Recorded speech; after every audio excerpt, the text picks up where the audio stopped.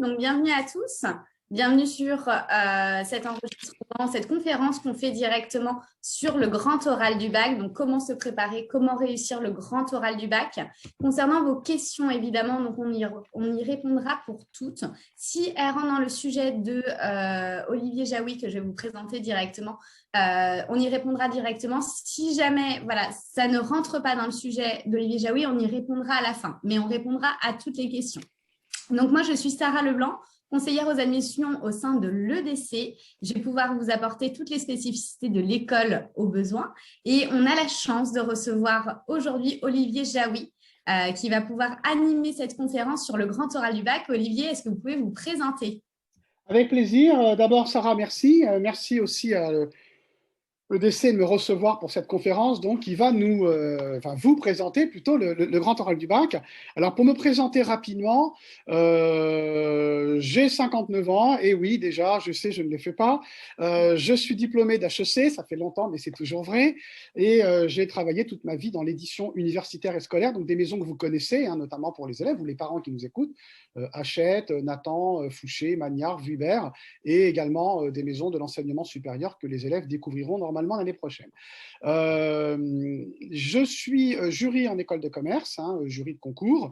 Ma première spécialité, je dirais historique pour la société que j'ai créée, qui s'appelle Mission Admission, comme son nom dit, Mission Admission, c'est la préparation aux entretiens des concours, entre autres, hein, bien sûr, le concours Sésame auquel appartient l'EDC, comme vous le savez. Alors, j'ai écrit un livre qui s'appelle Majorer vos entretiens, alors, qui est plutôt pour les prépas HEC. Et surtout, si je vous parle aujourd'hui, c'est que à la demande des éditions Nathan, dont j'ai été directeur de 2 départements il y a quelques années, j'ai dirigé une collection qui s'appelle Mission Grand Oral. On est toujours dans la mission Grand Oral, dont l'objectif est de vous présenter le grand oral du bac. Alors, il ne s'agit pas de faire de la pub, ce n'est pas l'objectif, mais je vous montre la collection, quelques exemplaires.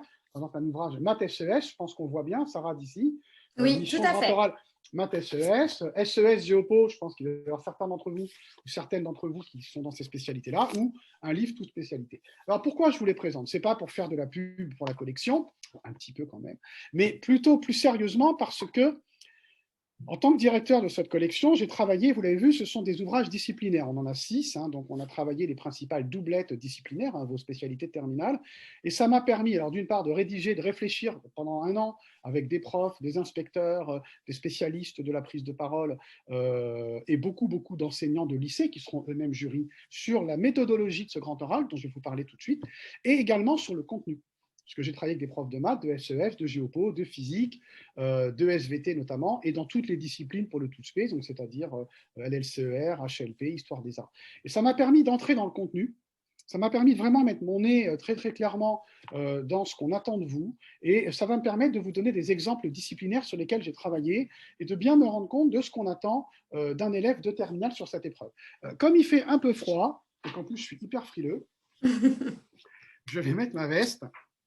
Vous voyez, ça fait tout de suite la veste, ça fait super sérieux, mais Tout de suite. Ah ouais, tout de suite, c'est plus pareil. J'avais promis à Sarah, demain, je vais faire fort, je vais mettre la veste. Bon, c'est surtout qu'il fait un petit peu froid. Je crois reconnaître quelqu'un qui habite à Montpellier, peut-être qu'il fait meilleur chez elle, mais en l'occurrence, chez nous, il fait un peu froid. Alors, ce grand oral, c'est quoi, plus sérieusement? C'est une épreuve nouvelle. Est-ce que vous pourrez dans le chat dire à Sarah si parmi vous, ce qui est évidemment absolument pas un souci, bien au contraire, il y a des personnes qui sont en filière en voie techno, STMG, STI2D, ST2S notamment. En ce cas-là, bien entendu, j'en parlerai, c'est une filière que je connais très bien. Si ce n'est pas le cas, je ne l'évoquerai pas tout simplement pour qu'on puisse consacrer plus de temps à la voie générale, puisque je sais que beaucoup d'entre vous viennent de la voie générale. Alors, ce grand oral, avant de commencer, je voudrais insister sur plusieurs points. Mon objectif aujourd'hui, c'est l'objectif de la collection, puis je crois que c'est aussi l'objectif de DC, c'est de vous aider le plus possible. Et c'est de vous convaincre, et vraiment de vous convaincre tous et toutes, que vous pouvez tous obtenir une très bonne note. Et pour moi, une très bonne note, c'est 16. Alors pourquoi 16 ? D'abord parce que c'est symbolique, hein, c'est la note de la mention très bien entendu, vous le savez. Et vous savez peut-être que le grand oral du bac a un coef très élevé, puisque c'est coefficient 10 en voie générale, coefficient 14 en voie technologique, et qui correspond à 10 ou 4, à chaque fois, 10% de votre résultat final. 10% de votre final. Donc c'est vraiment énorme. Et évidemment, une très bonne note que je vous espère vous permettra, pour certains d'entre vous peut-être en difficulté, d'éviter un rattrapage, parce que je peux vous dire que 16-10% de la note, ça fait grimper. Permettra, je l'espère, à beaucoup d'entre vous de passer à la mention supérieure, une meilleure mention. Alors, je donne beaucoup de conférences dans les lycées sur le grand oral auprès des élèves, parfois en atelier, même fréquemment avec des enseignants. Et il y a des élèves qui me disent « Ouais, mais bon, la mention, s'en moque un peu. Parcoursup ou un concours comme Sésame ne tient pas compte de la mention puisque tout se passera avant. » Alors, c'est vrai pour Parcoursup, c'est vrai pour le concours Sésame. Mais ce n'est pas vrai pour votre vie future. Alors, c'est vrai que vous avez 17 ou 18 ans, donc tout ça vous paraît loin, mais d'abord, un premier point, vous verrez, vous vous rappellerez d'Olivier Jaoui qui, en 2021, vous a raconté que dans 30 ans, vous direz à vos enfants, et vous verrez, vous leur direz, oui, mais moi, j'ai eu une mention bien, moi, j'ai eu une mention très bien. Bon, ça, c'est un premier point. Après, c'est satisfaisant, je plaisante, bien sûr, c'est hyper satisfaisant de finir le lycée sur un très bon résultat. Et enfin, troisième point, il est très important. Les notes du bac, elles vont vous poursuivre toute votre vie. Et votre mention aussi. Je prépare les élèves aux entretiens. Là, par exemple, je prépare un élève qui a fait un bac plus 5. Il a fini pharmacie. Il postule dans un master spécialisé en bac plus 6. On lui demande encore ses notes du bac et sa mention. Et c'est encore le cas pour tous les élèves en bac plus 3, bac plus 4 qui passent des concours. Donc vraiment, cette note, cette mention, elle est importante pour vous. Donc je vous le recommande et surtout une manière de bien finir. Autre question remarque qu'on me fait souvent quand je passe dans les lycées, je souris, mais elle est très sérieuse. Ouais, de toute façon, le grand oral, il n'aura pas lieu. Bon, pas du tout. Le ministère a confirmé la semaine dernière les dates. C'est du 21 au 25 juin. J'insiste sur ces dates, donc dans 3 mois. Et on peut penser, et j'espère qu'il aura lieu, on peut penser qu'il aura lieu pour plusieurs raisons. D'abord parce que, évidemment, je n'ai pas plus d'informations que vous, mais on peut espérer que fin juin, donc au début de l'été, beaucoup plus de personnes seront vaccinées et que donc le virus sera moins problématique qu'il est encore aujourd'hui. Et également, très clairement, en matière d'organisation, on n'est pas comme les écrits de spécialité qui ont été annulés, où il aurait fallu convoquer tous les élèves en même temps dans des salles de classe. Là, on va convoquer pour le grand oral 2 élèves à la fois ou un élève l'un après l'autre. Donc, en termes d'organisation, en termes de foule réunie, il n'y aura pas de problème majeur. Peut-être d'ailleurs, j'en parlerai tout à l'heure dans la dernière partie, peut-être d'ailleurs que vous le passerez avec le masque. J'en sais rien. Alors attention, je n'en sais rien. Il y a plein de gens sur les plateaux télé qui parlent parfois sans savoir. Moi, je ne sais pas du tout s'il aura lieu ou pas. Aujourd'hui, en tout cas, le ministère l'a confirmé. Il y a toutes les raisons de croire qu'il aura lieu, d'autant que pour le ministère, cette épreuve, elle est emblématique, elle est importante, tout comme la mise en place des spécialités. Vous êtes la première génération de terminale à la vivre. Elle est emblématique parce qu'elle a pour objectif de vous préparer au sup. Et elle a un objectif qui est, pour une fois, dans l'enseignement, parce que l'évaluation est très forte, avec des gros coefficients, de vous entraîner de manière, je dirais, formelle, organisée, claire, à la prise de parole. Alors, vous l'avez toujours fait. Les parents nous diront, au lycée, au collège, on a toujours appris la parole. Mais là, c'est différent. Il y a une épreuve qui a un très gros coefficient et dans laquelle, même si la part du contenu est très importante, et je vais la développer d'abord, la partie orale, la manière de parler, de s'exprimer, d'interagir avec le jury, comme un entretien d'ailleurs, que vous aurez à passer peut-être pour ODC après le concours Sésame, va demander une certaine manière de vous exprimer pour intéresser, accrocher les jeunes. D'accord? Alors, comment est-ce qu'on peut avoir une très bonne note? Évidemment, c'est en vous préparant, en travaillant. Je suis navré. Vous êtes en train de vous dire, les élèves, on a déjà nos parents qui nous disent de bosser, on a nos profs qui nous disent de bosser, puis là ce gars-là, 19h, 19h15, qui nous dit aussi de travailler. Évidemment, on n'a pas une très très bonne note, un très gros coef si on ne bosse pas. Et il faut préparer, et je vais vous les présenter maintenant, les différentes parties de l'épreuve, vous allez voir, et se préparer à l'oral. Alors, pour la présentation de l'épreuve, je vais considérer que vous ne la connaissez pas, d'accord? On vous en a peut-être déjà entendu parler, et ça me permet de dénoncer un point aussi important à cette date, 2 points, un point très important, double point. 1, beaucoup de lycées viennent seulement de commencer à préparer le grand oral. Certains même, j'ai fait une conférence hier dans un établissement en région parisienne, un lycée UP d'ailleurs, ils commençaient à peine. Donc, si vous vous inquiétez, notamment s'il y a des parents, je sais que les parents parfois s'inquiètent un peu plus que leurs enfants de la scolarité. Moi, je sais ce que c'est. J'ai 2 fils l'un qui a fini ses études et l'autre qui est en cours après le bac. Si on n'a pas commencé, c'est pas grave. Ne vous inquiétez pas, la plupart des lycées étaient plutôt focalisés sur les écrits de spécialité. Vous savez bien qu'avec le virus, la scolarité est un peu perturbée. Puis les vacances d'hiver, maintenant tout le monde s'y met. Donc vous êtes dans les temps. Et par ailleurs, il vous reste 3 mois. Et vraiment, en 3 mois, vous avez largement le temps de préparer le grand oral. même si vous allez lire partout qu'il faut le commencer plus tôt. Si ce n'est pas le cas, l'année prochaine, probablement, les terminales commenceront plus tôt. Mais là, vous avez tout le temps, c'est-à-dire 3 mois pour le préparer. Et je le rappelle, 6 heures de cours de spécialité par semaine, pendant lesquelles la majorité du temps va être consacrée au grand oral. D'accord? Donc, pas d'inquiétude, vous êtes dans les temps. Alors, l'épreuve, c'est quoi? C'est une épreuve qui dure 20 minutes. Pendant 20 minutes, vous êtes face à 2 jurys. Je m'adresse aux élèves. Vous êtes face à 2 jurys. Les jurys, ce sont des profs. J'y reviendrai tout à l'heure. Ce ne seront pas vos propres profs. On ne sait pas encore, mais très sincèrement, ça ne change absolument rien sur la préparation, si ce seront des profs de votre lycée ou du lycée d'à côté. À mon avis, on ne va pas vous faire le tour de l'académie. En ce moment, ce n'est pas l'idée du siècle, mais sans doute le lycée d'à côté, peut-être dans votre lycée, mais ce ne sera pas vos profs. De toute façon, vous préparez quand même. 20 minutes devant les jurys et auparavant 20 minutes qu'on appelle un temps de préparation et que je vous exposerai et que je vous expliquerai tout à l'heure à quoi il va vous servir selon moi. À partir de maintenant, vous avez peut-être déjà commencé, on va vous demander de réfléchir à 2 questions. Alors, qu'est-ce qu'une question? Une question, c'est un thème, quelque chose qui vous intéresse. Dans vos 2 spécialités de terminale, on oublie la spécialité de première. Elle est évacuée, il ne se passe rien là-dessus. Pour chacune, je vais simplifier, pour chacune de vos spécialités terminales ou de votre spécialité en voie techno, en STMG, FT2S, votre grosse P, STMG, FT2S, vous allez choisir 2 questions. Vous avez bien entendu, vous allez choisir. C'est vous qui décidez. Tout l'enjeu du grand oral porte là-dessus. Ça développe votre autonomie, c'est vous qui choisissez. On ne vous impose rien. Ce n'est pas vos profs qui décident, ce n'est pas vos parents. Vous n'allez pas, même si vous avez trouvé dans des bouquins comme Mission Grand Oral des exemples de questions, il ne faut pas les prendre, ce sont que des exemples. Je vais vous donner des exemples de questions. Il ne s'agit pas de dire « Ah, elle est bien cette question, je la prends ». Il faut que ça vous intéresse. Vous choisissez 2 questions et vous les préparez. Le jour du grand oral, vous arrivez devant le jury avec une liste, d'accord? Vous avez vos 2 sujets, ils sont validés par le lycée officiellement. Vous faites comme moi, vous amenez le jour du grand oral une petite bouteille d'eau, il va faire chaud, je vous recommande de boire un peu en vous excusant auprès du jury, comme je viens de le faire.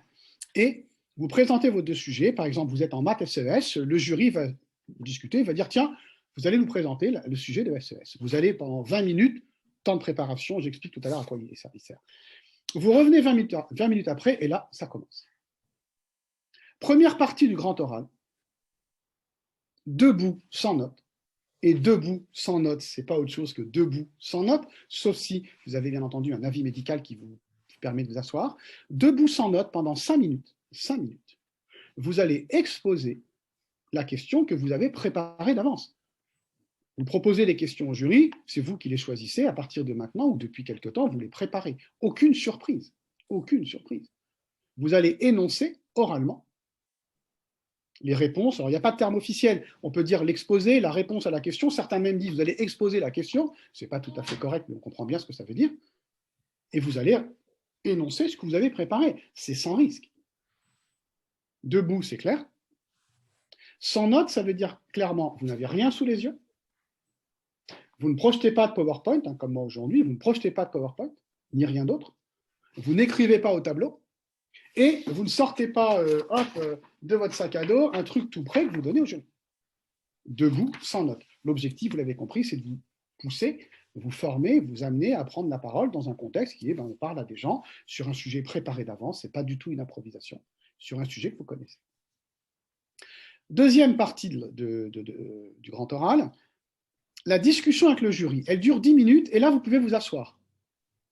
Donc, si vous asseyez, poliment, vous dites au jury, si vous me le permettez, je vais m'asseoir, il y aura des chaises prises. Si vous souhaitez rester debout, vous pouvez. Moi, je recommande de rester assis, de vous asseoir. Je pense que vous serez plus à l'aise, surtout s'il y a une table devant vous, vous serez un petit peu plus à l'aise. Mais ce n'est pas du tout une obligation. Pendant 10 minutes, et je vais détailler chacune des parties tout à l'heure, bien sûr, Sarah, pendant 10 minutes, vous allez discuter avec le jury autour de la question que vous avez traitée. Donc, question que vous préparez pendant au moins 3 mois, d'où vous êtes un spécialiste, vous préparez des spécialités, donc aucune surprise possible, vous l'avez préparé, vous l'avez anticipé. Vous verrez même que vous avez poussé le jury à vous poser des questions. Et le jury va discuter. Alors, j'insiste sur le mot discussion. Une discussion, ce n'est pas un interrogatoire, ce n'est pas une interro. Une discussion, ce n'est pas une partie de ping-pong. Vas-y, envoie-moi, vas-y la question, vas-y la suivante, vas-y la suivante. Ce n'est pas ça du tout. C'est une discussion et les jurys, on leur demande d'être très bienveillants. C'est demandé dans l'épreuve. Et les jurys, c'est 2 profs de terminale, 2 profs de lycée, seconde, première ou terminale, donc ils vous connaissent. ils n'attendent pas de vous un truc exceptionnel. Ils attendent quelque chose de préparé, mais on sait très bien que vous n'êtes pas des spécialistes qui bossaient sur le sujet depuis 3 ans. Et également, je sais que ça ne vous plaît pas, mais l'épreuve est ainsi faite, le jury peut vous poser des questions de cours sur vos 2 spécialités, programme de première et terminale. En clair, vous allez exposer en maths, peut-être que s'il y a un prof de SES, il va vous poser une question de SES. Généralement proche du thème de votre question. Mais cette contrainte, parce que c'est une contrainte, a été proposée pour que vous révisiez vos sujets, vous révisiez vos 2 programmes pendant les mois qui vous restent avant le grand oral, sachant que vos programmes vous serviront pour le suivre. D'accord? Mais cette partie-là sera mineure. C'est clairement dit, le plus important, le point majeur, c'est la discussion. Et en préparant bien la discussion, vous n'aurez pas trop de questions de cours, il n'y a pas de raison que ça se passe mal. 3e partie, toujours sous forme de discussion, 5 minutes cette fois-ci encore, échange sur l'orientation. Alors, 2 points fondamentaux sur lesquels je voudrais insister dès maintenant. L'échange sur l'orientation, ça veut dire que vous allez parler de votre orientation. Le calendrier est particulièrement bien pensé. C'est-à-dire que vous allez passer en juin, donc Parcoursup, ça y est, c'est fini. Il vous reste à intégrer vos projets de formation motivés, remplir la rubrique centre d'intérêt, mais vos choix sont faits, vos vœux et vos sous-vœux, et sans doute le concours Sésame et EDC. Vos choix sont faits. En juin, non seulement ils seront faits, donc vous n'en serez plus à vous demander quel est mon projet d'orientation, vous le connaîtrez, mais en plus, le 27 mai, vous commencerez à recevoir vos réponses. Et je vous assure que, et Sarah qui connaît bien le système comme moi, le 21 juin, la plupart d'entre vous, vous saurez où vous allez. Ou en tout cas, on est d'accord, hein, ça descend, vous allez voir, Parcoursup. Moi, j'ai préparé beaucoup d'élèves, hein, notamment aux entretiens sur les concours Sésame l'année dernière, ou pour première fois sur Parcoursup. J'avais des élèves qui gagnaient 300, 400 places en une journée. Hein. Ça avance à une vitesse, c'est incroyable. Oui. Donc, vous aurez pour la plupart du temps certitude sur ce que vous allez faire, ou en tout cas, liste d'attente favorable sur peut-être 2 thèmes, 2 orientations de votre choix. Donc, vous n'êtes pas en train de vous inquiéter pour le grand oral à dire, mais qu'est-ce que je vais dire? Parce que vous le saurez. C'est un premier point. 2e point, j'ai dit qu'il y en aurait 2, mais comme toujours chez moi, quand il y en a 2, il y en a 3. 2e point, les jurys ne vont pas évaluer vos choix d'orientation. Vous n'avez pas à vous justifier. Vous avez passé le concours Sésame, vous voulez entrer à EDC, vous voulez faire une fac de droit, vous voulez faire un BUT en 3 ans, vous voulez aller en école d'ingénieur post-bac, vous voyez bien que le jury ne va pas vous dire « Ah bon, maintenant que je vous connais depuis un quart d'heure, je vous aurais plutôt vu en fac d'éco ou en concours infirmier. » Vous comprenez bien que ça n'a aucun sens. Vous n'avez pas à vous justifier, vous allez expliquer. On reviendra tout à l'heure, pareil, avec Sarah notamment, sur la partie orientation. Et 3e point, je voudrais le rappeler dès maintenant. À propos de l'orientation, l'épreuve a changé. Hein. Le ministère a annoncé l'épreuve du grand oral il y a à peu près 1 an, en février 2020, et en décembre 2020 a apporté une nouvelle indication très importante. Et cette indication, je vais en parler maintenant, Sarah, parce qu'elle n'est dans aucun livre. Car les livres ont tous été imprimés avant que ça change, puisque le changement n'a eu lieu qu'en décembre. Même dans Mission Grand Oral, on n'a pas eu le temps de le modifier. La modification, elle est extrêmement importante. Il était dit, c'est plus le cas, que les deux questions que vous alliez choisir devaient mettre en valeur ou être en lien avec votre orientation. Or, c'est une contrainte beaucoup trop forte. Moi, dans les livres, d'ailleurs, mission, j'ai dit aux auteurs, on va le traiter parce que c'est prévu, mais mollo, parce que c'est une contrainte très forte pour les élèves. Déjà, trouver des questions, ça vous verrez que ce n'est pas compliqué, mais en plus, pour les 2 questions, faire un lien avec l'orientation, alors que peut-être dans vos 2 spécialités, vous pouvez très bien avoir choisi maths SVT et aller à EDC. Bon, bah, le lien SVT-EDC, on peut toujours le trouver, mais il n'est pas facile. Les maths et l'école de commerce, on voit bien. Or, cette contrainte a été levée. C'est une bonne nouvelle pour vous. J'insiste là-dessus parce qu'elle n'est dans aucun livre, et même sur certains sites internet encore, ça n'a été corrigé. Dans les livres, ce n'est pas possible, ils étaient déjà imprimés. Et je le sais parce que lors d'une des confs que j'ai faites pour mon éditeur, l'édition Nathan, il y a 2 élèves qui ont posé la question en disant « Oui, mais mon prof, il ne dit pas pareil que vous. » Ben, c'est que l'info n'a pas encore été vraiment diffusée. Donc, pour vos 2 questions, vous n'avez pas besoin de l'allier avec l'orientation. Vous pouvez, mais vous n'êtes pas obligé. Et au début de l'épreuve, vous avez un temps de préparation de 20 minutes qui va vous permettre d'aller vous installer avec une feuille de brouillon qui vous sera remise par le ministère, ou des feuilles de brouillon, pour réviser mentalement.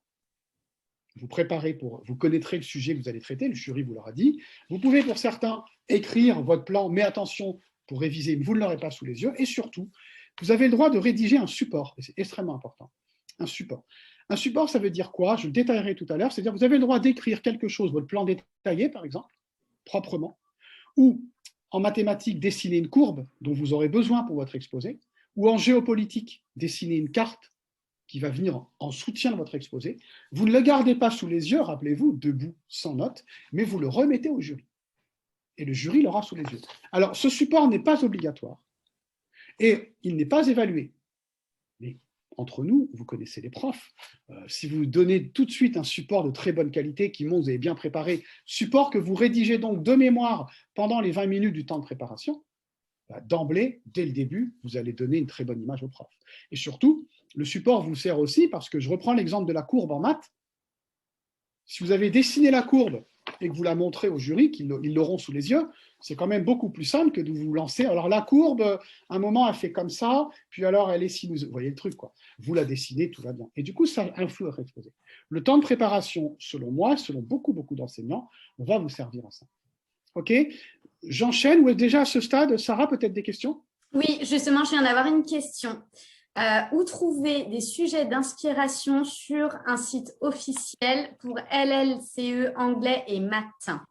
Alors, quelle que soit la discipline, aujourd'hui, il y a très peu de sujets connus. D'abord, il n'y a pas de sujet officiel. Il n'y aura aucun sujet officiel. C'est une première chose. Deuxièmement, je répète, vous devez choisir vos sujets. Ils doivent d'abord vous intéresser. Je vais vous donner tout de suite après des exemples de questions. J'en donnerai en maths et en LLCER.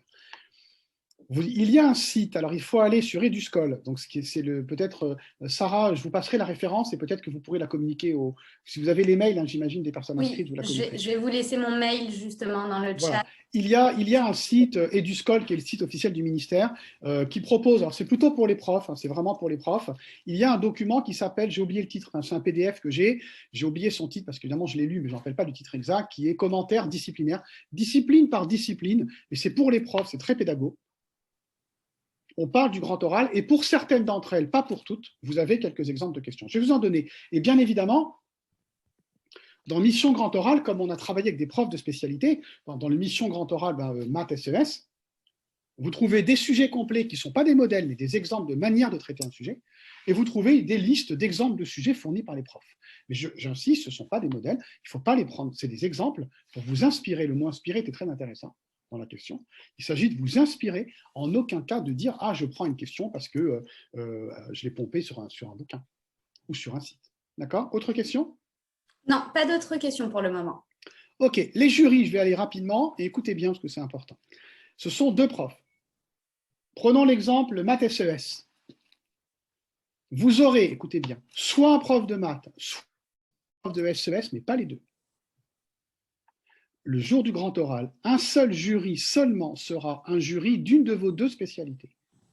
L'autre jury, prenons l'exemple maths SES, j'avais un prof de SES dans le jury, l'autre jury sera un prof de tronc commun, maths, philo, EPS, professeur documentaliste du CDI, langue, enseignement numérique et scientifique. Ça veut dire quoi? Ça veut dire qu'il va falloir à la fois que vous montriez que vous êtes spécialiste, vous avez travaillé un sujet que vous avez choisi en mettant des éléments d'intérêt personnel, je vous expliquerai ça, mais vous devez aussi intéresser et convaincre et expliquer à un prof qui n'est pas du tout de la discipline. J'ai l'habitude de prendre un prof d'espagnol, je n'ai rien contre les profs d'espagnol, un peu en bouc émissaire de mes conférences. Si vous avez un prof de maths et un prof d'espagnol, et qu'on choisit le sujet de maths, le prof d'espagnol, il n'est peut-être pas très bon en maths, hein, ou en tout cas, les maths, ce n'est peut-être pas son truc. Mais il va falloir quand même l'intéresser. Alors bien sûr, il y a des parties de mathématiques qu'il ne va peut-être pas comprendre. Vous allez faire un peu de dénombrement, vous allez expliquer comment, grâce à une intégrale, on est arrivé à tel résultat. Mais ce que vous lui aurez expliqué, c'est pourquoi vous calculez cette intégrale. À quoi sert de faire ce calcul de dénombrement? À quoi servait cette expérience de physique? D'accord? Et là, vous devez l'intéresser, c'est clairement écrit. Et ce jury-là, qui est tout aussi important que l'autre, va particulièrement s'intéresser à la qualité de votre oral. Et les deux s'y intéresseront. Donc, vous n'allez pas exposer, donc ne faites pas un truc trop hyper compliqué que personne ne comprendra, parce qu'un des deux jurys, en tout cas, ne le comprendra pas. Moi, je l'ai vu. Dans les bouquins qu'on a travaillés, j'ai relu tous les sujets, j'ai retravaillé avec les profs. J'ai beau avoir fait HEC, j'ai un lointain bac C à l'époque, l'équivalent du bac S, j'étais plutôt bon en maths. La physique, ça n'a jamais été mon truc, la chimie, beaucoup plus, mais ok, quand on a commencé à me parler d'isotopes ou d'albédo, ou de me ressortir un vieux théorème de maths, je ne me souvenais plus. D'accord? Mais j'ai compris à quoi l'auteur voulait en venir. Et c'est ça dont on a besoin. D'accord? J'insiste là-dessus, c'est extrêmement important. Vous allez être évalué. Il y a une grille d'évaluation, pareil, Sarah, je pourrais vous envoyer le lien, qui est une grille indicative du ministère. Je ne vais pas la décrire là. Il faut retenir deux choses. Des critères d'évaluation sur l'oral, je vais faire tout de suite une petite pause sur l'oral, et des critères d'évaluation sur le contenu. Contrairement à son nom, le grand oral est avant tout une épreuve de contenu. Il faut préparer l'exposé, préparer la discussion, préparer l'échange sur l'orientation. Tout ça, ça se prépare, ça ne s'improvise pas. Et un élève qui aurait, je ne sais pas comment dire aujourd'hui, mais qui aurait de la tchatch, un élève qui aurait du bagou, un élève qui saurait parler, qui arrive sans préparer, il va se faire massacrer. Et entre nous, c'est normal. On ne va pas aller se plaindre. Les qualités orales ne suffiront pas à réussir le grand oral. Et pour l'oral, je voudrais dédramatiser, parce que j'ai beaucoup d'élèves qui me disent je ne suis pas à l'aise à l'oral, j'ai le trac, je ne sais pas quoi faire de mes mains, je ne sais pas quoi faire J'en parlerai tout à l'heure plus en détail. Le grand oral n'est pas un concours d'éloquence. On n'attend pas de vous le brio d'un spécialiste de la communication, d'un orateur ou d'une oratrice expérimentée depuis 20 ans. On sait que vous avez 17, 18, parfois 19 ans. Vous n'êtes pas des pros de la communication. Les profs non plus, ce n'est pas des spécialistes de la communication. Il faudra faire attention à certains éléments, j'en parlerai tout à l'heure, ce que j'appelle les techniques de l'oral. Pour moi, l'oral, c'est des techniques auxquelles il faut faire attention. Pareil pour les entretiens, d'ailleurs, hein, c'est la même chose. C'est pas du tout, on ne vous demande pas d'être soudain le super pro de la com, ou la super pro de la com. Et je le dis souvent aux élèves, ça les fait parfois sourire, on ne vous demande pas de choses que vous ne sachiez faire. On vous demande de parler à des gens sur un sujet que vous avez préparé d'avance. Des gens qui sont bienveillants, qui vous écoutent. Bien sûr, il faut faire un effort sur cette oral. Bien sûr, c'est l'occasion d'améliorer votre oral. Et surtout, d'où l'intérêt de cette épreuve, que j'aime beaucoup, de vous apercevoir que quand vous préparez, tout se passe bien. Et je suis sûr, Sarah, vous le voyez pendant les entretiens avec des élèves à l'EDC. Tout à fait. Un élève qui a préparé son entretien, même s'il n'a pas l'air hyper à l'aise à l'oral, il aura une très bonne note. Tout à fait. Un élève qui a préparé son entretien, c'est un élève qu'on écoute beaucoup plus attentivement déjà et ça se ressent dans tous les oraux que vous pourriez passer, que ce soit un entretien d'embauche, que ce soit un entretien pour votre concours ou que ce soit pour le grand oral, ça se ressent directement vis-à-vis du jury. Et on ne va pas, dans une école de commerce, une grande école comme EDC, refuser un élève parce que soudain il s'est gratté le nez ou parce qu'il a bafouillé une fois. Et je vous le dis tout de suite, on est d'accord, Sarah, c'est pas ça, c'est pas sur ça qu'on évalue des élèves en terminale. Et je vous le dis tout de suite, vous allez bafouiller. En 20 minutes, il va vous arriver de bafouiller. Et moi, d'ailleurs, plusieurs fois, j'ai bafouillé. Déjà tout à l'heure. Pourtant, je peux estimer que je suis un orateur assez expérimenté, mais c'est normal que je bafouille. Et j'ose espérer, pitié, j'ose espérer que quand la conférence sera terminée, et que peut-être vos parents ou qu'entre vous, vous en parlerez, quelqu'un ne dira pas « Oh, c'était nul ». La conf, elle était nulle, le gars, il a bafouillé 2 fois. C'est pas important. Ça arrive de bafouiller, c'est pas grave. Et en terminale, 20 minutes d'exposé, discussion, vous allez bafouiller, mais c'est vraiment pas un problème. Je continue. Alors, évidemment, qu'est-ce qu'une question du grand oral? Je vais vous donner des exemples de questions. D'abord, il y a un point d'interrogation. Je peux vous dire que ça vous paraît évident, mais je peux vous dire qu'on a beaucoup discuté, il y a eu beaucoup d'interprétations et de commentaires pour arriver à la conclusion qu'il faut un point d'interrogation à la question. Parce que parfois, on dit, je vais traiter la question, je vais m'occuper de cette question. Ou cette question, vous voyez, c'est parfois un thème, une question. Là, nous recommandons, chez Nathan, et avec beaucoup de profs, et dans tous les lycées où je suis passé, où j'ai fait des conférences en Zoom en province, nous recommandons un point d'interrogation. Vous l'avez compris, c'est une question par spécialité. Alors, je rajoute un point que je n'ai pas dit tout à l'heure, je ne voulais pas compliquer. Vous pouvez traiter ce qu'on appelle les questions transversales. Je reprends mon exemple maths SES. Vous devez traiter une question de maths, une question de SES. Vous pouvez aussi traiter des questions mélangeant maths et SES, ça s'appelle une question transversale. Donc, une question transversale maths SES et une question transversale maths SES. Par exemple, une question qui porterait sur les emprunts immobiliers. On en traite une dans l'ouvrage de maths SES. Un élève qui aurait accompagné ses parents dans une banque qui souhaite emprunter pour acheter une voiture ou une maison. Plutôt une maison, parce que la voiture, c'est souvent les concessionnaires qui vous font le prêt, pour acheter une maison. Et cet élève s'est intéressé à la question. Et du coup, il en fait un sujet de grand oral qui mélange à la fois les maths, calcul d'intérêt, calcul d'annuité, rentabilité, ainsi de suite, et l'économie, parce qu'on travaille sur les emprunts. Voilà un sujet transversal. Donc, vous pouvez travailler sur 2 sujets transversaux, mais vous pouvez également, ça a été précisé récemment, traiter un sujet de maths et un sujet maths SES, ou un sujet SES et un sujet maths SES. D'accord? Vous avez 4 possibilités. D'ailleurs, sur la filière STMG, pour le coup, Oui. sur le thème, les deux questions doivent-elles avoir un lien avec le projet de groupe? Alors, c'est une question qui est très intéressante et à laquelle il m'est hélas un peu difficile de répondre. Vous devrez la poser à vos profs. Officiellement, oui. Officiellement, dans le grand oral, il est dit pour la voie STMG que les questions doivent avoir un lien avec le projet d'étude, le sujet d'étude approfondi ou le projet. Ça, c'est ce qui est écrit. Maintenant, il y a certains établissements, notamment à cause du Covid, qui n'ont pas pu traiter le projet comme ils le voudraient. Et dans certains établissements, donc ça dépend vraiment de vos profs, on dit oui, mais ça serait bien qu'une question porte sur le projet et une question en dehors du projet. Officiellement, elle doit porter sur le projet, mais beaucoup d'établissements n'ont pas eu le temps de les mettre en œuvre. Donc, question à poser à vos profs. La question se pose aussi pour en économie droit. Est-ce qu'on pourrait avoir une question en STMG, donc dans la spécialité donc gestion, la spécialité, plus une question d'économie ou de droit? Ça n'a pas été complètement tranché encore. Vous avez quand même pas mal de liberté, mais de toute façon, vos profs vous le diront. Là, c'est un peu technique. Moi, je connais très bien. Hein. J'ai dirigé Nathan Technique et les éditions Fouché. Donc, la voie techno, c'est une voie qui me tient beaucoup à cœur, hein, parce que c'est les deux leaders de l'enseignement technique. Mais il se trouve que sur cette voie-là, c'est la seule, d'ailleurs, différence. La question n'est pas encore très claire pour moi. Sur les sites académiques, ce n'est pas encore complètement précisé. Demandez à vos profs. À partir du moment, de toute façon, où un professeur valide la question, elle sera acceptée par le jury. Jamais un jury vous dira « Non, non, non, votre question n'est pas conforme » si votre prof, de toute façon, l'aura validé. Pas d'inquiétude. Pour STMG, Sarah, et ST2S ou STI2D, tout ce que je dis est valable. À part les deux SP, tout le reste est absolument identique. Donc, pas de souci. Donc, programme de première en terminale. Première ou terminale, d'accord? En lien. Le en lien, c'est très vaste.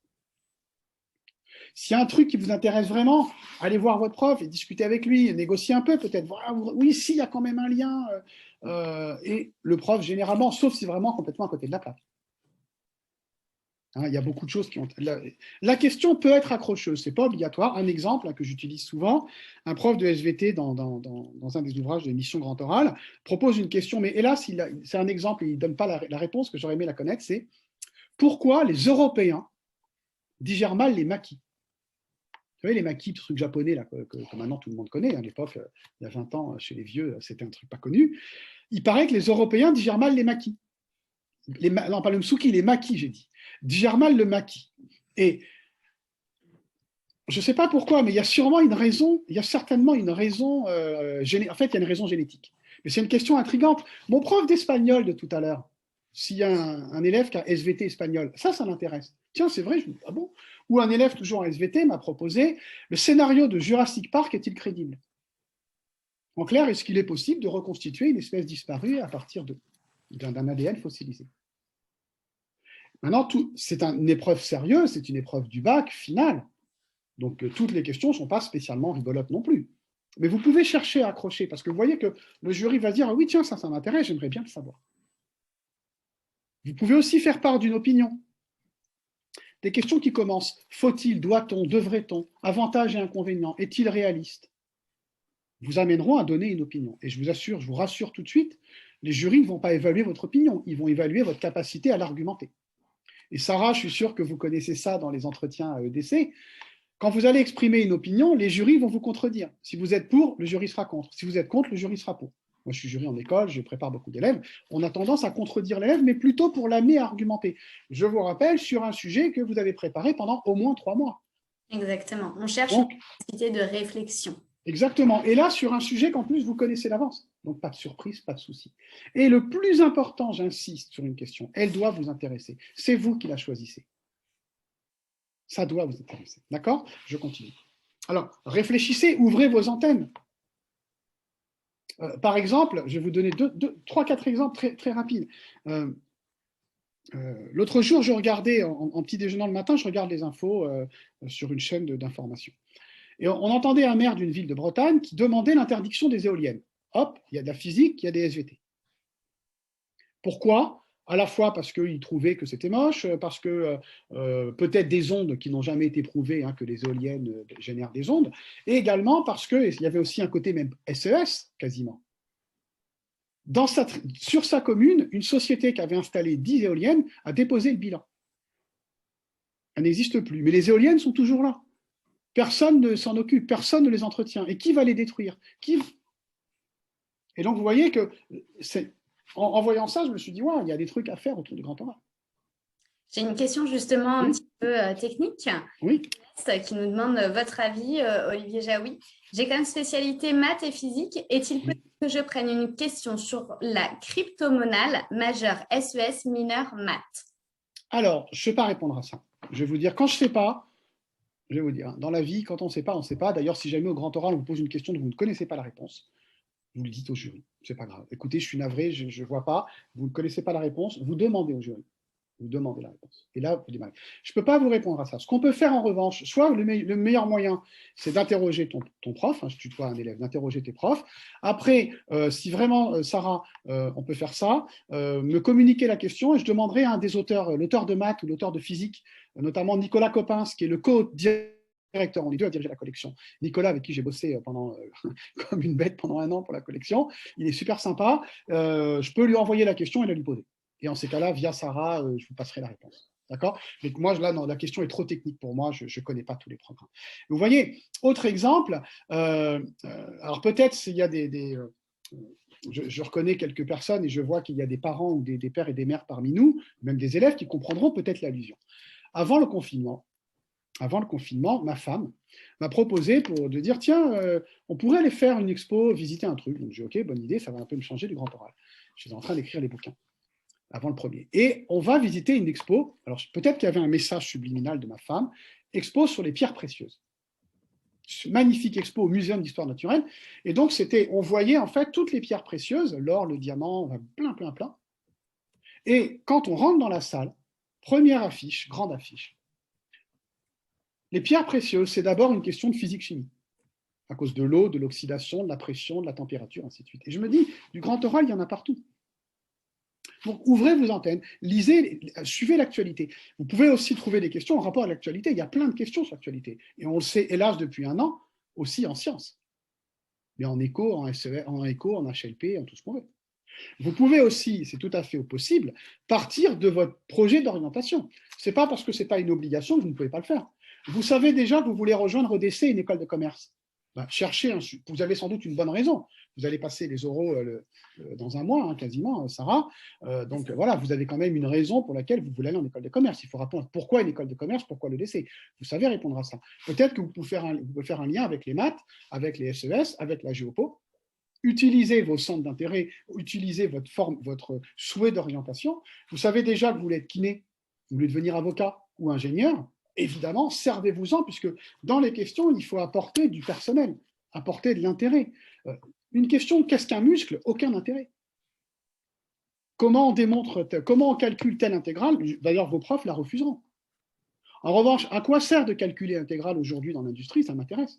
Ou, moi, je pourrais poser la question, comment se fait-il que quand il m'arrive de faire du sport, le lendemain, j'ai des courbatures? Là, on est sur quelque chose de personnel. Ou, centre d'intérêt, vous intéressez au sport, en économie, vous pouvez tout à fait trouver des questions sur le marketing sportif, l'économie du sport, les droits télé, par exemple, on en a beaucoup parlé pour le foot. Ou pourquoi en SVT, mais même en chimie, des gens comme Usain Bolt, les sœurs Williams, Cristiano Ronaldo, ont des capacités physiologiques exceptionnelles, qui fait d'eux de grands sportifs, comme les sœurs Williams, en complément, bien entendu, de leur travail, de leur volonté de gagner, de leur endurance, de leur sérieux. Vous voyez, on peut toujours trouver, donc réfléchissez à trouver des questions qui vont intéresser tout le monde. D'accord? Vous pouvez aussi partir, donc je l'ai dit, de l'actualité. Alors, des exemples de questions, je vais en donner quelques-unes parce qu'on m'en demande souvent, je vois que le temps passe, hein, je passe du temps à expliquer. Des exemples de questions, par exemple en physique-chimie, comment mesurer précisément l'âge des peintures de la grotte Chauvet? La grotte Chauvet est une grotte préhistorique qui a été découverte en 1994. Il a fallu plus de 20 ans pour dater les peintures, qui sont des peintures magnifiques, à l'intérieur. Et la datation de ces peintures a révolutionné la connaissance qu'on avait de la préhistoire. Dans les livres, ce sujet est traité en physique-chimie, en SVT, en maths. Parce qu'il y a plusieurs disciplines scientifiques qui s'y prêtent. Pourquoi je l'évoque? Parce qu'il y a la technique. Il y a l'intérêt, parce que c'est de la science appliquée à l'histoire, donc ça intéresse tout le monde. La préhistoire intéresse beaucoup de gens. Et je l'évoque parce que vous pouvez tout à fait, dans les programmes de scientifiques, maths, physique, SVT ou MSI, utiliser l'histoire des sciences. Il y a beaucoup de parties sur l'histoire des sciences, sur l'histoire des savants, sur les controverses, sur les polémiques, sur comment on a fait progresser un sujet. Et ça, c'est des super sujets de grand oral. Et par ailleurs, si vous suivez, alors je ne vais pas donner le nom, si je vais le dire, je plaisante, sur Canal+, en ce moment, vous trouvez le film Radioactive, qui raconte l'histoire de Marie Curie. Donc à la fois, bien sûr, la science, mais l'histoire des sciences, et puis surtout, une des premières femmes, en tout cas les plus connues, qui a fait des découvertes extraordinaires en sciences. L'autre soir, et je vous recommande de regarder les documentaires pour préparer vos exposés. L'autre soir, en zappant, je suis tombé sur Arte, qui a une chaîne, un super documentaire pour tout. Il n'y a pas une discipline de grand oral, vous ne trouvez pas sur Arte des documentaires. Un documentaire sur la bataille, il n'y a pas d'autre mot, entre Louis Pasteur, donc le chimiste chercheur, et j'ai oublié son prénom, Koch, hein, K-O-C-H, Koch en allemand, qui a été aussi un très grand découvreur, puisque notamment c'est lui qui a vaincu la tuberculose. Et c'était deux rivaux à l'époque où la France et l'Allemagne, c'était après la guerre du 170, donc l'Alsace-Lorraine était allemande. Donc deux pays rivaux, donc de l'histoire, et deux scientifiques rivaux qui pourtant ont au même moment découvert des choses extraordinaires. Et là, en voyant ça, c'était hier soir, je me dis, waouh, à fond grand oral les sujets. Donc il y en a plein. D'autres exemples en physique. La température moyenne de la surface terrestre pourrait-elle diminuer si on peignait en blanc tous les toits et toutes les routes? Intéressant. Je vois Sarah qui, je suis sûr, se passionne pour ce sujet, mais tous ceux qui s'intéressent au climat, au réchauffement climatique, il n'y a pas besoin d'être prof de physique. Mon prof d'espagnol, il dit, ah bon? Et si on change la formulation, est-il vrai que si on peignait en blanc, blablabla, est-il vrai, vous voyez qu'on met ce qu'on appelle un angle. La manière de poser la question n'est plus la même. La première était assez technique, la deuxième, c'est, il y a débat. Est-ce que c'est vrai? Est-ce que c'est possible? Vous voyez la différence? Alors, en maths, par exemple, comment expliquer le caractère étrange de certains nombres? Il y a des nombres qui ont des trucs, je ne connais pas, comme pi, ou d'autres qui ont des particularités exceptionnelles. Autre question intrigante qui va intéresser, comment expliquer dans un groupe de 23 personnes, il y a plus d'une chance sur deux qu'au moins deux d'entre elles soient nées le même jour? C'est incroyable. Il y a 300, je vois Sarah de décès qui est là à dire, ah bon, ça sort ce truc. Il y a 365 jours dans l'année, 23 personnes, il y en a une chance sur deux qu'il y en a deux le même jour. C'est un truc de ouf. Et pourtant, c'est la réalité. Et ça intéresse les gens. Alors, en NSI, les ruches connectées vont-elles sauver les abeilles? Un robot peut-il apprendre à un autre robot? Sur tout ce qui est intelligence artificielle, il y a plein de sujets passionnants. En SES, pourquoi faut-il réduire le déficit public? On parle beaucoup de ça. Ou d'ailleurs, la même question d'actualité. Pourquoi faut-il rembourser les dettes du Covid? On sait que l'État, quoi qu'il en coûte, l'État verse beaucoup d'argent pour aider les entreprises, pour les personnes en travail à temps partiel, pour les restos qui sont fermés. On peut toujours dire que ce n'est pas suffisant, mais c'est de toute façon énormément d'argent. Énormément. Et il y a une polémique là-dessus. Pourquoi faut-il rembourser la dette du Covid? Ou là, le déficit public. Quand on dit pourquoi faut-il, on dit déjà qu'on pense qu'il faut le faire. Parce qu'on a dit il faut le faire. Mais si j'enlève le pourquoi, que ma question devient, faut-il réduire le déficit public? C'est plus du tout la même question. Il y a un vrai débat politique. Il y a des partis politiques en France, dans le monde, qui estiment qu'il faut le réduire pour un tas de raisons, et d'autres qui disent non, le déficit public alimente l'économie. C'est notamment les keynésiens. Faut-il vraiment rembourser la dette? Vous voyez bien que la question n'est plus la même. Est-il possible de ne pas rembourser la dette? Quelles seraient les conséquences si? Vous voyez bien que sur le thème déficit public ou sur le thème remboursement de la dette du Covid, en posant la question différemment, on a un angle, comme disent les journalistes, différent, une approche différente. Un sujet de sociaux à SES, alors, quand je l'évoque dans les lycées, les garçons réagissent, ou parfois ils ne le comprennent pas, ou ça ne leur plaît pas, et les filles adorent. Faut-il donner des poupées aux garçons? Et là, on est vraiment dans ce qu'on appelle la théorie du genre, enfin, pas vraiment, mais en tout cas l'éducation. En clair, si on éduquait différemment, si peut-être on ne mettait pas tout de suite les garçons à jouer aux petits soldats et les filles à la poupée, quels seraient les incidents? Incidences qu'on retrouve dans la société avec un écart de salaire chez les hommes et les femmes de 20% en faveur des hommes. Il y a peut-être une raison, il y a peut-être un lien. En tout cas, excellent sujet de sciences éco, de sociologie. En HLP, l'école doit-elle se limiter à enseigner ce qui est utile? En voilà une bonne question. Sommes-nous responsables pour les générations futures? Intéressant. Géopo, une gouvernance mondiale du cyberespace donc d'Internet en gros, ou des réseaux sociaux, est-elle possible? D'ailleurs, on pourrait dire une gouvernance mondiale de l'espace est-elle possible? Vous savez qu'il y a plein aujourd'hui de détritus de satellites dans le ciel. J'ai lu il y a 3 jours que la Chine et l'URSS, pardon, beau lapsus, la Chine et la Russie s'associent pour créer une station orbitale permanente qui va concurrencer celle que fabriquent ensemble les Européens, les Japonais et les Américains.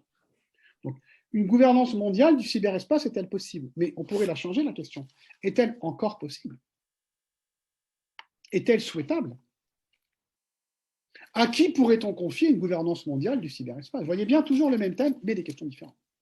Bon sujet, comment la France met-elle sa gastronomie au service de la diplomatie? Très bon sujet. En LLCER, par exemple, je vous donne deux sujets, puisqu'on a posé la question en anglais, donc là pour l'anglais. Comment les artistes ont contribué à la prise de conscience du traumatisme de ce qu'on a appelé la Stolen Generation en Australie? Cette question est traitée dans le livre Toute spécialité de Mission Grand Oral. La Stolen Generation, c'est pendant un siècle, en Australie, on a enlevé des enfants aborigènes, donc c'est-à-dire que les enfants des peuples qui habitaient depuis des millénaires en Australie, qu'on appelle les aborigènes, on a enlevé des enfants aborigènes pour les faire élever par des blancs, par des anglophones, ou les mettre dans des orphelinats pour quelque part, les éduquer à la civilisation. Bien sûr, ça fait longtemps qu'on ne le fait plus, mais c'était encore il n'y a pas si longtemps que ça. Et donc, le sujet choisi, c'est en quoi les artistes ont participé à combattre et à rappeler ensuite le souvenir traumatisant, bien entendu, de cette action. Également, vous pouvez choisir une œuvre, et notamment une œuvre connue, il y en a beaucoup dans le programme, dans Des souris et des hommes de Steinbeck, comment le personnage de Lénie aide-t-il le lecteur à prendre conscience de la notion de handicap? On peut prendre, d'après des profs qui me l'ont confirmé, des œuvres, mais il faut qu'elles soient très connues pour que vous ne passiez pas 3 minutes sur 5 à expliquer l'œuvre. La Servante écarlate, La ferme des animaux d'Orwell, par exemple, ou 1984. Mais pas un truc pas connu. En anglais, vous pouvez, une partie d'ailleurs de l'exposé, la discussion peut avoir lieu en anglais. Je n'ai pas le temps d'insister. En STMG, une entreprise doit-elle nécessairement innover? Quels sont les avantages et inconvénients d'externaliser sa communication digitale pour une entreprise? Il y en a pas mal de sujets. Je continue. Alors justement, j'ai 2 questions, Olivier Jaoui. Oui. J'en ai une. Verriez-vous, alors excusez-moi, je vais juste remonter parce que j'en ai une autre. Verriez-vous un lien entre maths et littérature anglaise? A priori, pas de lien évident entre ces 2 spécialités. Alors, là, comme ça, je n'ai pas le temps. Mais si on cherchait, on trouverait. D'abord parce qu'il y a des auteurs qui sont des matheux, il y a des héros où il y a de la science et des maths. Peut-être, mais je ne suis pas spécialiste. De toute façon, je rappelle, vous n'êtes pas obligé. S'il n'y a pas de lien, vous n'en faites pas. Dans ces cas-là, vous traitez une question de maths, une question de civilisation anglaise. Vous n'êtes pas obligé de faire des questions, de choisir des questions transversales. Vous pourriez aussi, tiens, mais là vraiment, peut-être que des gens vont dire non, je ne suis pas d'accord, c'est n'importe quoi. D'abord, il n'y a pas de texte officiel. Tout ça, c'est de l'interprétation. Pourquoi ne pas faire un lien maths et civilisation anglaise si vous connaissez quelqu'un qui s'appelle Alan Turing? Il y a un très beau film qui s'appelle Imitation Game. Alan Turing est considéré comme l'inventeur de l'informatique. C'est lui qui, pendant la Deuxième Guerre mondiale, a compris, avec d'autres chercheurs, et grâce à beaucoup de gens qui ont apporté des informations, a réussi à décrypter la machine Enigma, Enigma qui était la machine à crypter les messages de l'armée allemande. Et on dit que grâce à lui, on a gagné 2 ans de guerre et économisé au moins 2 ou 3 millions de morts. Donc là, on est bien dans les maths, hein, avec Enigma et Turing, je peux vous dire, Turing, question maths. Mais on est en civilisation anglaise parce que c'est un Britannique, c'est l'histoire de l'Angleterre, et en civilisation, c'est d'autant plus intéressant que Alan Turing était homosexuel, et que dans les années 60, donc, il n'a jamais pu dire de son vivant ce qu'il avait trouvé, alors qu'il a reçu les meilleures médailles, qu'il a été félicité par la reine, parce qu'il a vraiment permis de gagner la Deuxième Guerre mondiale. Comme il était homosexuel dans les années 60, et qu'il a été surpris dans une action homosexuelle qui aujourd'hui est autorisée, c'était même pas avec, c'était quelqu'un de majeur, il n'y avait pas de souci de ce côté-là, il a été chimiquement puni, on va dire. Je ne vais pas rentrer dans le détail, il a été castré chimiquement. Et donc, on lui a inoculé des produits qui font qu'il a perdu sa capacité cérébrale, et que d'ailleurs, il a fini par se suicider. C'est une histoire terrible, Alan Turing. Et on voit bien qu'il y a de la civilisation anglaise, là. Je ne me trompe pas, j'ai l'impression. Et des maths. Attention, je vais chercher loin, mais voilà, vous me balancez la question. Cher élève, vous êtes là pour ça, vous avez raison, je réponds. Mais vous n'êtes pas obligé de trouver des liens s'il n'y en a pas. Vous travaillez une question de maths, une question de civilisation anglaise, tout va bien. J'accélère. Et justement, j'ai une question qui est sur votre spécialité, Olivier Jaoui. Pouvez-vous donner quelques techniques pour être à l'aise à l'oral? Alors, j'en parle à la fin, je vais très vite, j'accélère. D'abord, effectuez des vraies recherches, j'insiste. Pour avoir des très bonnes notes, vous devez rechercher sur Internet, regarder le documentaire, lire des articles de journaux et les citer. Montrez que vous avez travaillé. J'insiste sur ce point. Montrez que vous avez bossé, c'est-à-dire dans votre exposé, sur le support, vous rédigez, vous montrez vos sources. Un élève m'a dit pendant une conférence, et je reprends sa formule, elle m'a fait sourire. Ouais, en fait, monsieur, vous voulez qu'on faillote? Ben, il y a un peu de ça, ouais. Vous avez bossé, allez-y, montrez-le. Les profs, vous les connaissez. Moi, j'aime beaucoup les profs. Ça fait toute ma carrière professionnelle dans l'édition. Je l'ai faite avec des profs. Ils aiment bien les élèves qui travaillent et ils ont raison, ils les notent bien. Montrez, effectuez les vraies recherches, c'est un point important. Vérifiez vos sources, demandez au CDI. J'ai envoyé d'ailleurs à Sarah et pour le décès un document, je crois qu'il fait 3 pages, un document de conseil sur l'exposé, qui sera diffusé, sauf erreur, Sarah, par EDC aux participants. Donc ça vous donnera des conseils plus précis. J'accélère un peu pour parler de l'oral. Pas de plan imposé, tout ça, je le mets dans mon doc. Le support, moi je recommande un support. Pendant les 20 minutes en préparation, vous rédigez votre support. Et vous le remettez de mémoire au jury. Vous vous rendez compte l'effet que ça fait sur le jury. Et le support, vous devez y penser en même temps que votre exposé, parce que je répète, si vous prévoyez de dessiner une courbe, vous n'avez pas besoin de la décrire. Si vous prévoyez de dessiner une carte, par exemple, du Moyen-Orient ou du détroit d'Ormuz, ben vous dites au jury, je vous propose de regarder la carte, mais vous n'avez pas besoin de la décrire, vous gagnez beaucoup de temps. Votre exposé n'est plus le même. D'accord? Fondamental le support. Dans les livres, on a donné pour chaque spécialité, je crois, à chaque fois 5 ou 6 exemples de support. Ça ne sont que des exemples, hein, bien entendu. La discussion, elle s'anticipe. Elle s'anticipe, c'est le sujet sur lequel vous avez exposé, vous le connaissez. D'abord, vous n'utilisez pas de termes que vous ne connaissez pas. Je vais répondre à la question sur l'oral, hein, Sarah. Vous n'utilisez pas de termes que vous ne connaissez pas. C'est interdit, parce que le jury va vous demander de les expliquer. Donc, si vous avez 3 ou 4 termes techniques, vous en expliquez 3. Il y en a un que vous n'expliquez pas. Si vous citez 2 savants ou 3 savants, il y en a 2 dont vous dites un peu la biographie, il y en a un que vous n'exposez pas. Vous êtes certain que les jurys vont vous poser des questions là-dessus. Et ça tombe bien, vous avez préparé les réponses. Quand vous allez préparer et simuler vos exposés, vous-même, vous devez vous dire, tiens, à mon avis, si j'écoutais cet exposé, quelles sont les 5 questions, j'aime bien le chiffre 5, quelles sont les 5 questions que déclenche mon exposé? Et quand pendant les exposés, vous allez vous entraîner avec vos parents, peut-être avec vos profs, bien sûr, au lycée, avec vos potes de manière bienveillante, vous allez noter les questions qui reviennent tout le temps et vous allez en préparer les réponses. Et de même, vous allez tendre des perches. Tendre des perches, vous allez carrément inciter le jury à poser des questions. La grosse perche bien lourde qui marche très bien et le jury sera ravi de ces perches-là. Si vous le souhaitez, je pourrais développer ce point pendant la discussion. Et évidemment que le jury va vous dire à ce point, développez-le. Ou de nouvelles possibilités sont apparues, je n'aurai pas le temps de vous l'exposer en 5 minutes. Il existe des inconvénients. Je n'ai pas le temps ou je ne peux pas tout. Évidemment, le jury va vous prendre les perches et va vous demander d'exposer. Pendant la discussion, vous prenez le temps de réfléchir. C'est comme à l'entretien, vous le savez bien, Sarah. Prenez le temps de réfléchir. Montrez au jury que vous réfléchissez, que la question mérite réflexion. Évitez les réponses oui, non. Développez. Vous êtes sur votre terrain, c'est un sujet que vous avez préparé. Dites-vous que chaque question est l'opportunité de marquer des points. Ce n'est pas du tout pour vous piéger, c'est pas au contraire. Dites-vous que vous partez avec 0 point, comme un entretien d'ailleurs. Vous partez avec 0 point. Et à chaque fois que vous parlez, votre note, elle monte, elle monte, elle monte, elle monte. Votre exposé vous rapporte des points, vos réponses vous rapportent des points et l'orientation vous rapporte des points.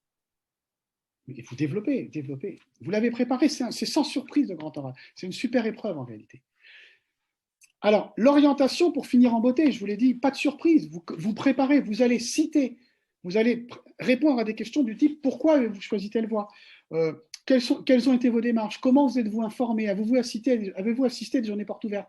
Vous voyez, j'ai bafouillé, c'est pas grave. Avez-vous assisté à des replays?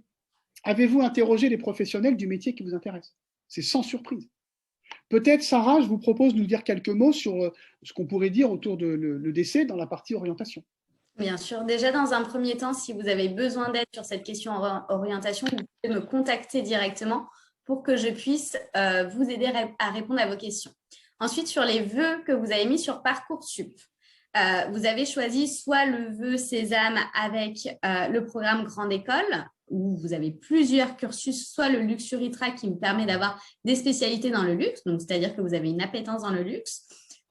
Ensuite, vous avez aussi le Global Mobility Tract, où là, vous avez plus une appétence à l'international et vous voulez partir dans un délai de 18 à 30 mois à l'international dans des universités partenaires comme Berkeley, McGill ou UCLA, donc partir vraiment sur ces 3 universités. Ou au contraire, vous ne savez pas encore exactement, vous êtes appétant pour le commerce, mais vous ne savez pas encore exactement quelle voie vous allez choisir. Vous allez prendre le programme Grande École classique, où vous allez avoir 2 années de tronc commun avec des matières qui sont innovantes comme stratégie, entrepreneuriat, big data, intelligence artificielle. Vous allez vraiment rentrer dans le cœur du sujet. Vous allez aussi avoir des aides et des soft skills et pour vous entraîner aussi à l'oral. 3e année, vous partez à l'international dans l'une de nos écoles partenaires. Donc ça, c'est obligatoire. Et ensuite, vous choisissez une spécialité. On a 12 spécialités qu'il est possible de faire en alternance. Vous avez le droit de dire que vous ne savez pas exactement encore ce que vous voulez faire, que vous avez des appétences dans tel ou tel secteur et que les stages que vous allez effectuer chaque année vont vous aider sur votre projet directement. Absolument, donc renseignez-vous, informez-vous. Le jury ne va pas évaluer vos choix, il va vous demander comment vous êtes informé. Dans Mission Grand Oral, j'ai rédigé une 12aine de questions sur l'orientation qui font à peu près le tour. Vous préparez ces questions, vous allez réussir. Vraiment, le grand oral, c'est sans surprise. Et parfois, en plus, les surprises peuvent être très bonnes. D'accord ? Pour terminer, on va parler de la technique de l'oral. On sera dans les temps. On a commencé à 8h07, 19h05. On va finir à 20h05. Je m'impressionne moi-même. On peut peut-être pas prendre toutes les questions, mais Sarah, vous me les passerez, les questions, et puis on verra pour certaines d'entre elles. Normalement, si vous en avez 2, surtout n'hésitez pas à m'envoyer un mail. Voilà. Et je répondrai et je vous ferai un retour sur les questions pour que vous ayez les réponses. Alors, les techniques de l'oral, c'est une technique. Ce n'est pas un concours d'éloquence. On ne vous demande pas d'être brillant. D'abord, j'insiste. Vous aurez travaillé. Donc la confiance, alors la question c'était comment je peux être confiance ou être à l'aise à l'oral. D'abord en préparant. D'abord en préparant. Parce que vous aurez préparé que les profs, les jurys qui sont des profs vont l'apprécier. Et en préparant, en montrant que vous avez travaillé, à mon avis, en remettant un support que vous rédigez de mémoire, vous allez déjà très propre, très rapidement montrer la meilleure impression au jury.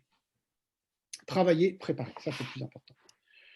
Deuxièmement, je stresse, souvent on me dit je stresse, j'ai le trac. Le stress, je le vois que les élèves que je prépare en entretien, et notamment à votre âge, pour les écoles de commerce comme DC et le concours Sésame, j'ai beaucoup de parents qui m'appellent, voilà, mon fils a le stress, ma fille n'est pas très à l'aise à l'oral. Et en fait, ils ont des super notes. Et ce n'est pas moi qui passe l'entretien, c'est eux, parce qu'ils l'ont préparé. C'est la préparation qui compte. Préparer pour un entretien, c'est son parcours personnel, son projet ou en tout cas son intérêt professionnel, pourquoi une école de commerce, en l'occurrence pourquoi EDC, et également suivre l'actualité et se présenter. Donc déjà, quand on a anticipé tout ça, il n'y a pas trop de risques. C'est pareil pour le grand oral, tout se passe bien. Le trac, c'est normal d'avoir cette petite boule qu'on a dans le ventre avant de commencer un élément important, coefficient 10, coefficient 14, il faut avoir le trac.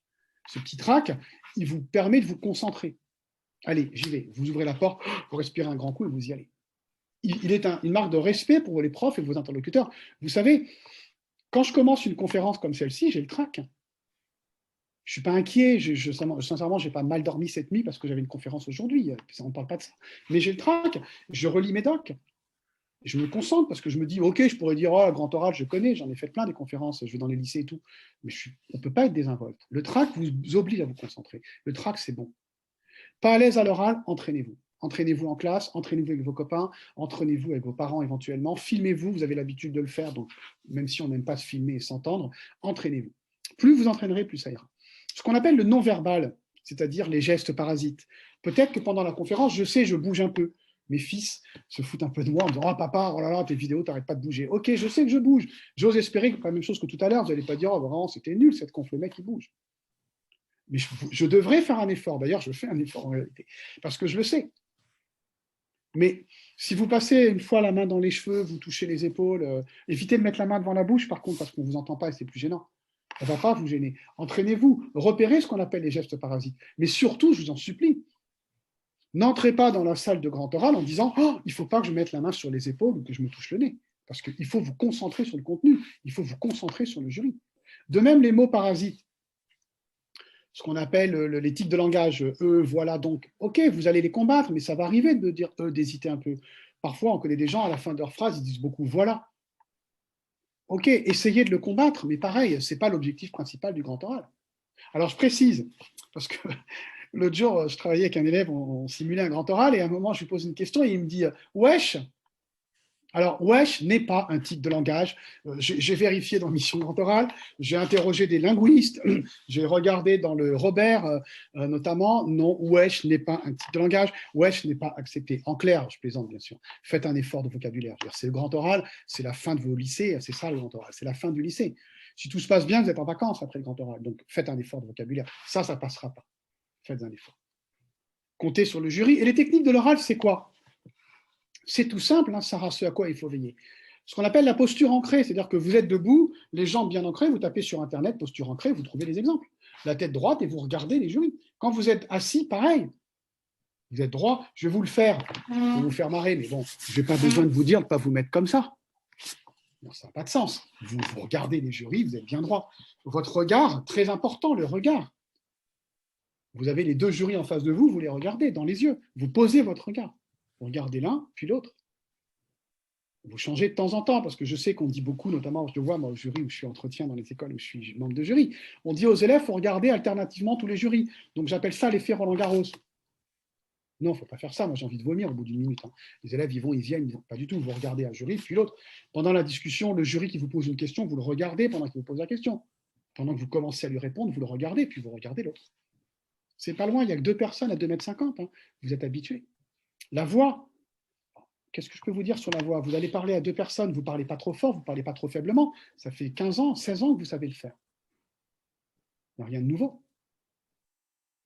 Ce n'est pas compliqué, vous savez le faire. Et bien adressé, ils sont en face de vous, vous les regardez, vous leur parlez.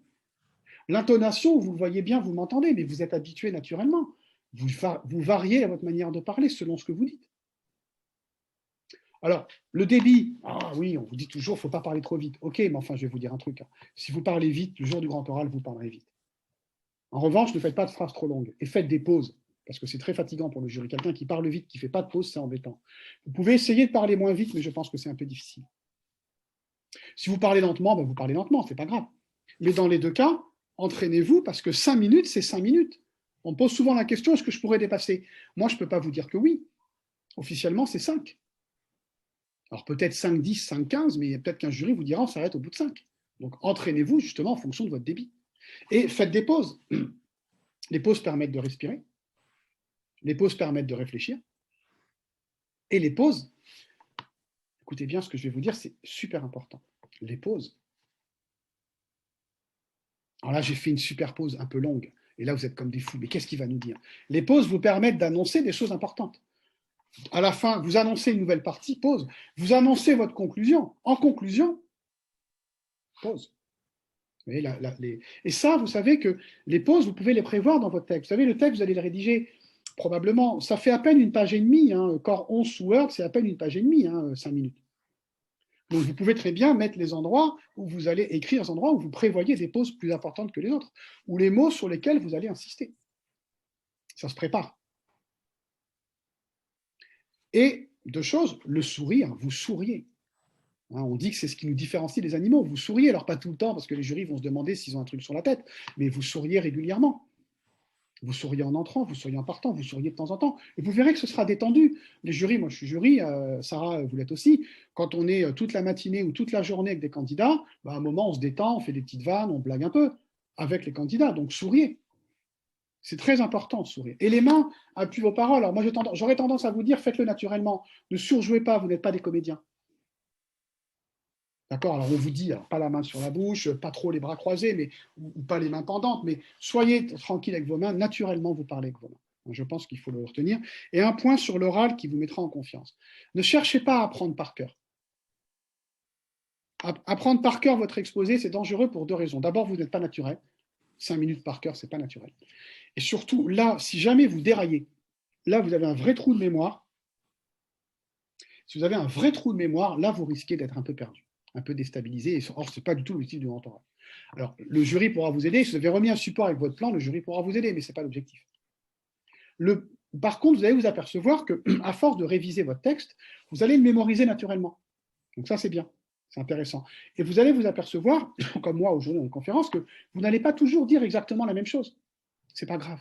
Vous allez changer des mots, changer des phrases, changer l'ordre de temps en temps. Ce n'est pas un souci. Mais écoutez bien par contre.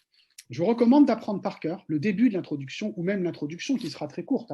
5 minutes d'exposé, une intro, elle ne passe pas la minute, 45 secondes, 1 minute max. Apprenez l'introduction, elle va vous permettre de bien démarrer. C'est le plus difficile. Et apprenez la fin de votre conclusion, même éventuellement la conclusion, qui sera courte aussi, elle vous permettra de bien terminer. Mais surtout, l'introduction pour bien démarrer, c'est le plus difficile. Une fois que vous serez lancé, tout ira bien. Au pire, je vais vous dire, vous oubliez de dire un truc. Ce n'est pas grave, le jury ne savait pas que vous comptiez le dire. Il ne faut pas vous arrêter à 4 minutes, mais ce n'est pas grave, donc soyez tranquille. Vous avez préparé, vous connaissez le sujet.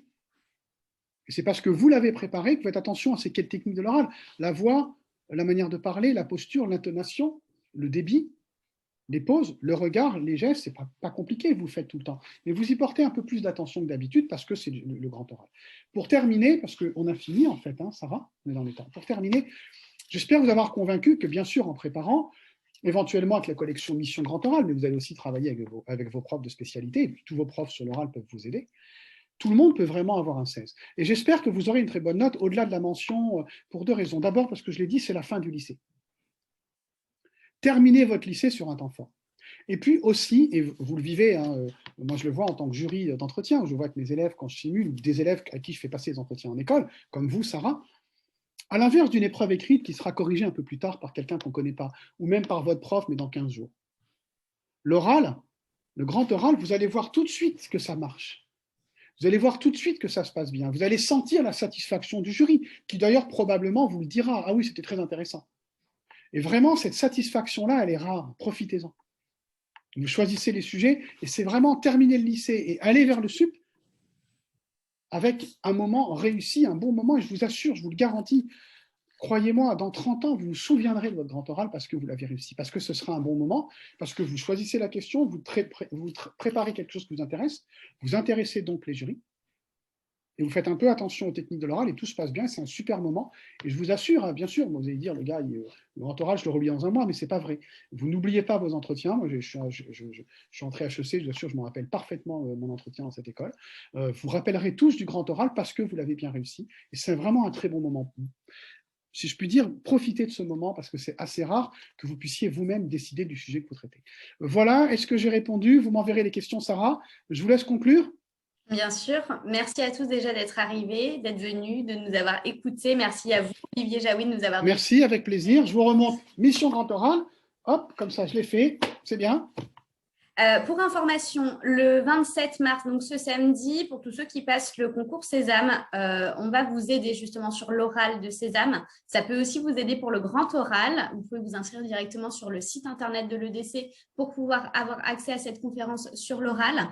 Même chose aussi qui peuvent vous aider sur le grand oral, c'est qu'à partir du 8 avril, donc juste avant les épreuves orales et juste après les épreuves écrites de Sésame, entre les épreuves écrites et les épreuves orales, on va mettre en place on va dire ça comment, une web-série qui va vous donner des conseils justement entre la tenue, comment bien se préparer, qu'est-ce qu'il faut préparer pour un oral et ainsi de suite. Donc tous les les tips pour pouvoir vous aider sur les oraux. Et bien évidemment, n'hésitez pas à me contacter aussi pour que je puisse vous aider, notamment sur l'orientation, notamment sur Sésame, notamment sur le programme Grande École, le bachelor aussi en 3 ans et tous les entretiens que vous allez avoir. Je sais que c'est une période qui est compliquée. Donc vous pouvez… Mais préparez vos entretiens. Voilà. Vraiment, moi, c'est mon métier. Très important. Ça se prépare, c'est très important. Les COEF sont très élevés, très, très élevés. Et je le vois, et on le sait, un élève ou une élève qui a un 16 à l'entretien, est quasi certain ou certaine d'entrer dans l'école de son choix. Et exactement. En préparant chacun des thèmes de l'entretien, vous allez monter votre note. Et vraiment, vous avez encore un mois d'effort et après, les oraux commencent le 16. Pour Sésame, ils finissent, je ne sais pas, peut-être le 30 avril, je ne sais pas, mais en gros, 5 semaines pour l'écrit, encore pour préparer l'écrit. Et j'insiste, je me permets, Sarah, derrière vous, les entretiens, ça se prépare. Vu l'importance des coefficients des écoles de Sésame et de DC, allez-y, préparez l'entretien. Et quelle que soit votre personnalité, que vous soyez timide, que vous soyez réservé, que vous soyez inquiet, un entretien préparé, ça se ressent. pour le jeu. Absolument. Et montrer que vous avez préparé, j'insiste, je l'ai dit Voilà. tout à l'heure, l'entretien c'est pareil. Montrer que vous avez préparé. Écoutez, merci de m'avoir invité, Sarah, merci à tous de m'avoir écouté. 20h15, ce soir, il y a Top Chef, il y a l'équipe de France. Vous avez le temps d'aller dîner et de choisir ce que vous voulez voir. À bientôt, Super, salut. merci à tous, à bientôt, au revoir. À bientôt, au revoir.